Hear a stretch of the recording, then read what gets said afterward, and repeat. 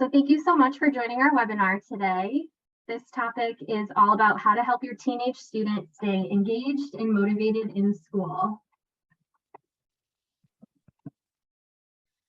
My name is Jessica McIntyre, and I'm the middle school counselor at Hampden Charter School of Science East. Hello, everyone, and thank you for joining us. My name is Robert Ackilli, and I'm the Special Service Coordinator at Hampden Charter School of Science West. Our presentation today will go over our specific roles in relation to helping our students, the different challenges students might face, and how parents can help support their students' success. The middle and high school years can be challenging and feel overwhelming for both parents and students, but support and guidance from school staff is available to help guide you. Everyone in your student's life plays an important role in their learning and growth. In education, it's important to have collaboration and communication between parents or guardians and school staff to help students succeed.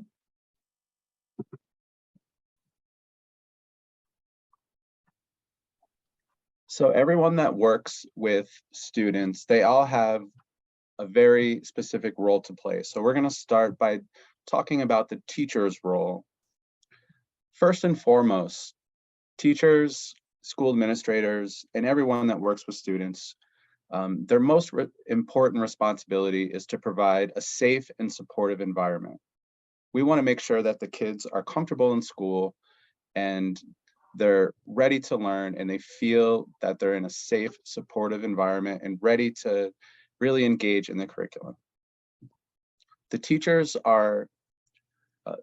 role is to ensure access to the general curriculum, to establish positive relationships with their students. When delivering instruction, it's important for teachers to make connections with student prior knowledge. Teachers should collaborate with other school staff, including other teachers, service providers, and school administrators, and also effectively communicate with parents and guardians. This is something that we really stress at Hampden Charter School of Science. Where I work in the special education department, we really stress the importance of communication and being on the same page with parents. Okay, the school counselor's role. School counselors provide an in-school social emotional support. We help students build and utilize appropriate coping strategies, navigate peer conflicts, and act as a supportive resource if students need someone to talk to during their school day. We often collaborate with teachers, parents, and in some cases, outside supports like a student's therapist or social worker. School counselors cannot diagnose or treat specific mental health issues, but we are here to support our students to help them grow as individuals and succeed both academically and socially and emotionally.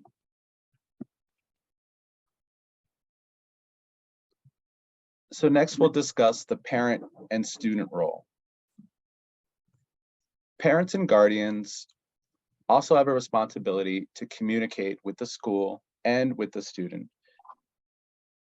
It's important for parents to stay involved in their students' education. The school has many interactive online platforms, including PowerSchool and Canvas, where parents can have their own parent accounts where they can monitor student progress and really be active in their students' education. Parents and guardians should be involved with setting goals with their child, checking grades as previously mentioned using PowerSchool and Canvas. And parents and guardians should also take a role in providing a productive learning environment, both at home and supporting a positive learning environment, which we'll discuss a little bit later while the child is at school. The students also have, one might argue, the most important role to play here. It is, however, their education. So students must stay organized. They have so many different assignments coming at them day in and day out. It can really be a challenge for students to keep everything organized. Students must communicate with their teachers on a daily basis. Students should always ask questions, whether it's about an upcoming project or something simple like a math problem they don't understand. Students should always be setting goals for themselves, checking grades using those same resources we just discussed. It's important for students to complete their work on time and take accountability for their education and their progress.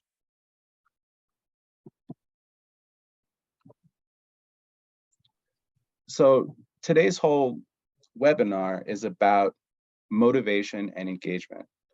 So let's discuss some of the reasons for lacking motivation in school. And I want to preface this by saying this is by no means a comprehensive list, but some of the more common things we're seeing at school. Believe it or not, students come with a lack of sleep. This happens more frequently than you might know. Sometimes students feel a pressure to perform. Students might have learning challenges, and we'll talk a little bit about that in more detail in the next slide. Students could be having problems at home. They could be having peer issues. A lot of times students are really preoccupied with their friends and some kind of peer drama that might be going on.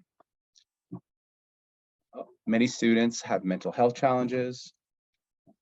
There could be a problem understanding the content, and there could be a problem with disorganization. Like I previously mentioned, students really struggling to keep track of all their assignments and stay up to date with their work.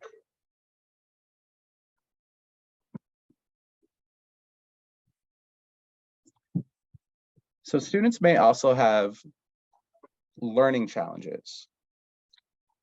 As the special services coordinator for Hampden Charter West, I run the special education department, so I frequently work with students with disabilities. And one of the first questions I always ask parents is, does your child have a disability? There are 14 categories under which a student could qualify for a special education plan, including ADHD, autism, hearing loss, etc. Another one of those categories is specific learning disabilities. Subcategories for SLD include math, reading, and written expression. And often a specific learning disability is identified through psychological and educational testing done through the evaluation process for special ed. A student could have a communication disability. They could have executive functioning issues. Again, problems planning, organizing, and shifting from one task to another, or even beginning a new task or completing a task. Many students have issues with processing speeds. Some students complete their work at a much different pace, and it often takes students a long period of time to complete a similar task where their peer might be done much quicker. Often students are distracted in class. And a lot of times all this ends up on evidence of all these challenges can be found with poor test scores and poor grades.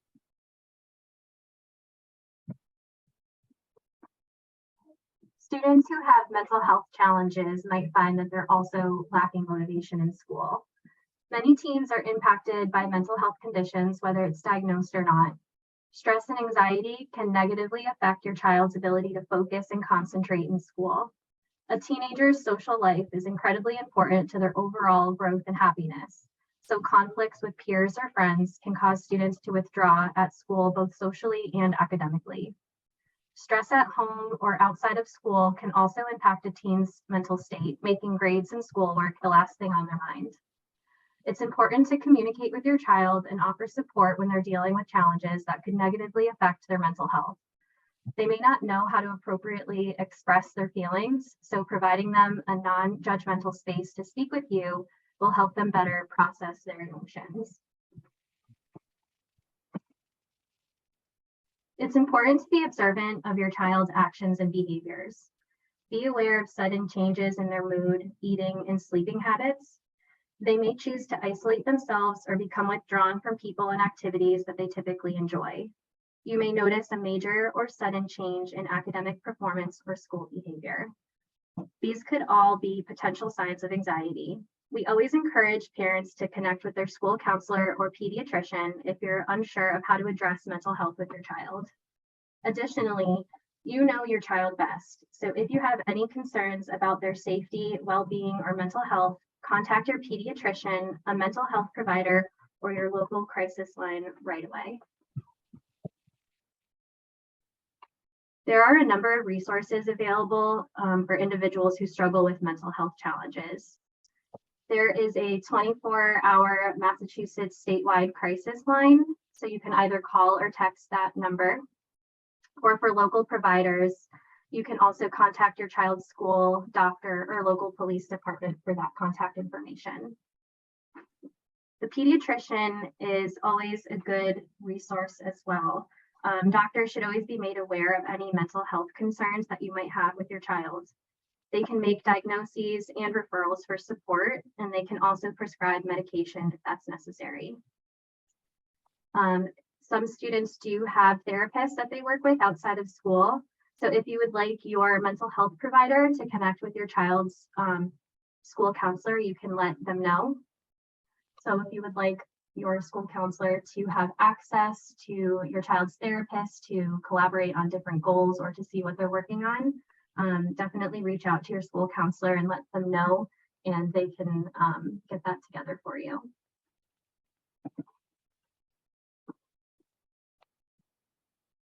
So next we'll talk about setting goals with your student and your child. And I've always approached goal setting in two different categories. There's short-term goals and long-term goals. Short-term goals could be as simple as completing individual tasks and assignments. A lot of times students struggle with daily tasks. In school, we have things like do nows and exit tickets, and students really tend to struggle with particular things. So setting a short-term goal to complete an individual task is always a good idea. Another example could be passing a test or a quarterfinal. Improving behavior, or like this, the aim of today's webinar, increasing overall engagement. A long-term goal could be something, for example, passing a class, or being promoted to the next grade, or graduating from high school, or being accepted to college. Setting goals is an important part of achieving success, knowing what you're working towards, setting goals, achieving those goals, and continuing that process.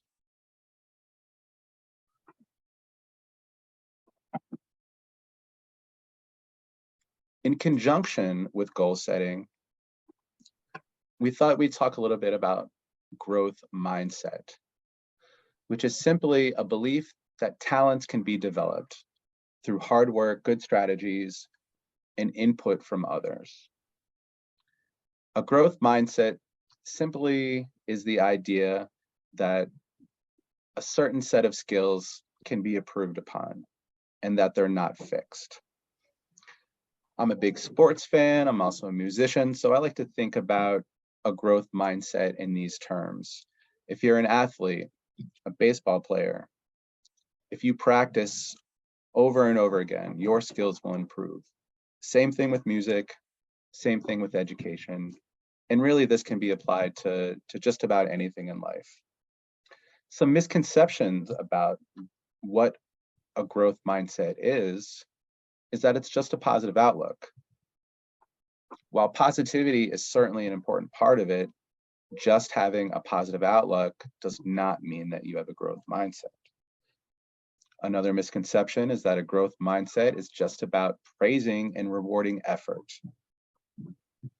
And another misconception is that you just believe in the growth mindset and good things will happen.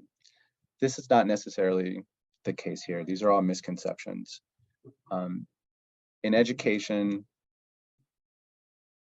achieving success is accomplished through setting goals, believing that you can get better in any particular area, whether it's math, science, ELA, whatever the skills require. It's all about setting goals, having that positive attitude, achieving your goals, and continuing the process.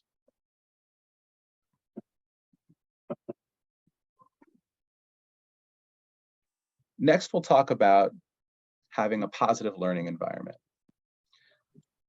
Now, these are things that parents, guardians, and families can do to help support a positive learning environment in your child's classroom. Encourage your child to open up about personal interests.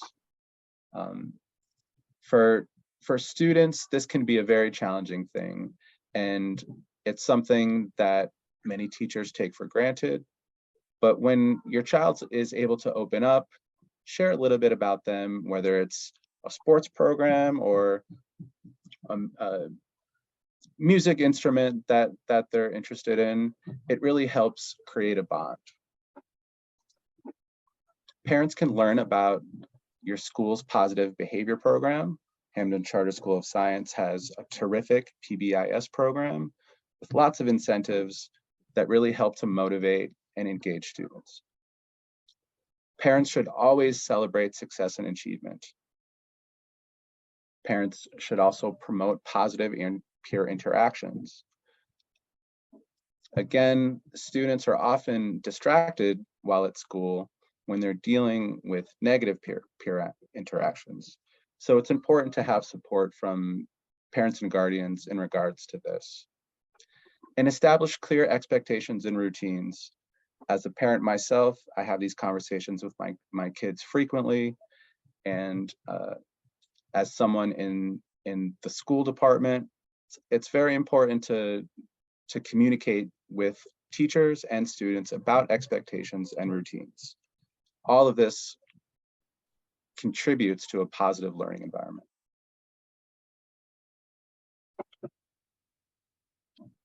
Okay, so we have a poll here for anyone that's attending our webinar.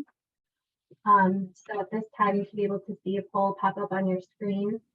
So we just want to know how you, as a parent or guardian, provide a positive learning environment in your home.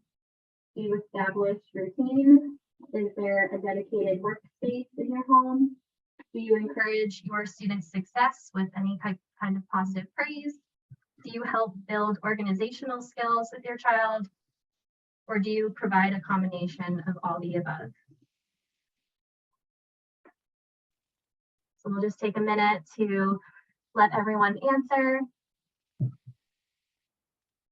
and then we'll go over the results.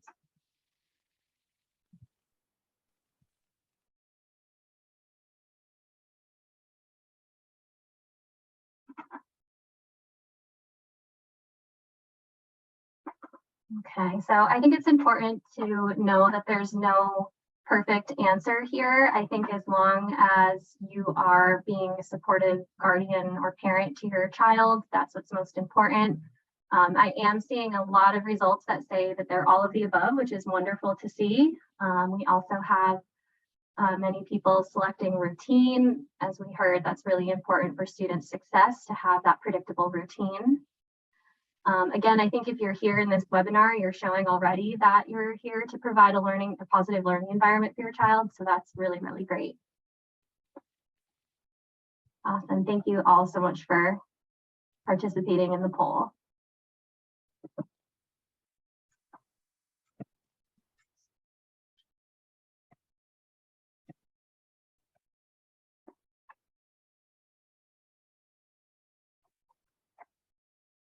All right, so at this time, we've reached the end of our webinar. Thank you so much for being here and attending this presentation. At this time, if you have any questions for myself or Mr. Ackilli, you can feel free to enter that in the chat or unmute yourself.